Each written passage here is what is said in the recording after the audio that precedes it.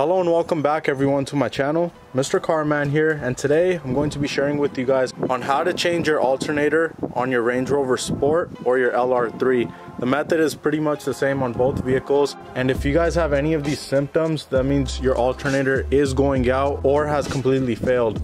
So on my Range Rover, when my alternator was failing, I started getting all sorts of lights on my dash, and there was a burning smell coming underneath the hood.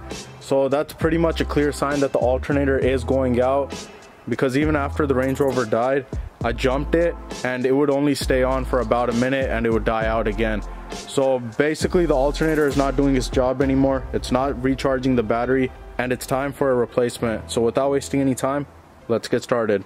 Here's my new alternator replacement, and this is what we're going to be replacing underneath our Range Rover. So before replacing your alternator, make sure you remove the negative terminal on your battery.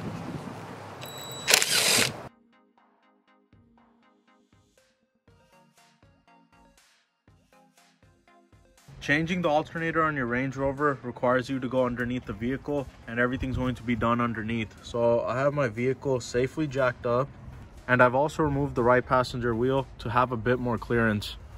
We're going to start off by removing the oil skid plate underneath the vehicle, and it's held on with multiple 13mm bolts. So remove all of them, and before removing the last bolt, make sure you have a helping hand, as this plate is very heavy. Here are the two plates I removed, the back one with the multiple bolts, and then this front one had two 10mm bolts. And removing this gives us area to access the alternator, which is right there. And we have one more cover to remove, which is on the passenger side right here, and it's held on with 1, 2, and 2 rivets underneath. 4 rivets total that need to be pried out with a flathead screwdriver or a pry tool. So here it is with the cover out of the way, and right here we have full sight of the alternator, and the alternator is held on with 3 bolts. 1 here, 1 here, and 1 up there. So working on the alternator, you got to work step by step. The last thing we're going to do is remove these 3 bolts.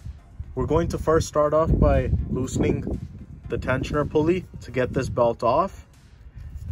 Then we're going to remove this red positive cable, which is connected behind the alternator. 1 more wire connected to the back of the alternator, which, as you guys are seeing on my new alternator, this is where the red power cable is connected, and this is the little electrical connector I was talking about.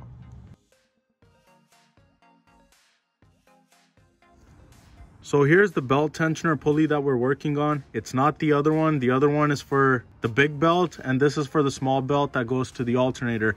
This is on the driver's side of the engine.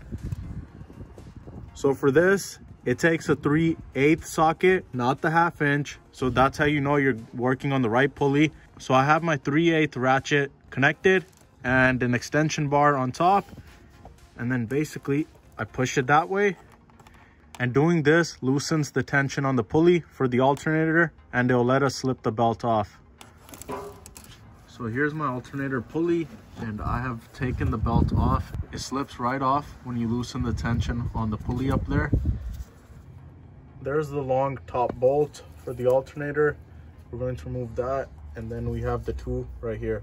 I've removed the bolts, and the alternator is now free. Easily able to maneuver it, but like I said before, there are still 2 cables behind. We have the red power positive cable, and we have an electrical wire behind too. And to remove the red positive cable, this is the nut that's on it. We're going to use a key to open it, and the key that you need for this is a 13mm. So here's why I removed the wheel, because we have easy access to the wiring. Here's the wire connector that we have to remove. You're going to squeeze it from the middle and pull it right out. And the red positive cable has a rubber boot on it that you're going to slide back and then remove the nut off of it. I've removed the red positive cable and the electrical wire behind, and the alternator comes straight out. And now time to replace it with the new one. And now I'm going to install everything back in the reverse process. I'm going to first connect the electrical wire connector, then the red positive cable, then install the 3 bolts, and then loosen the tensioner pulley, reinstall the belt, tighten the tensioner, and test out the vehicle. So I'm going to install everything and then get back to you. The Range Rover is finally alive and working with the new alternator. You are going to have to jump the car one time because obviously when your car died, the battery got fully drained because that's what the car was running off of when the alternator had died. So I jumped it, and within like 2 seconds of jumping it, it turned right back on, disconnected the cables, and I've been letting it run for the past about 20 minutes now, and everything is working perfect. The screen's working, the radio's working fine. Before I used to get low power mode, and everything's working now. So I really hope you guys enjoyed this DIY video on my Range Rover Sport. And if it helped you guys out, please make sure to hit the like and share button. And if you guys have any questions or comments, please leave them down below.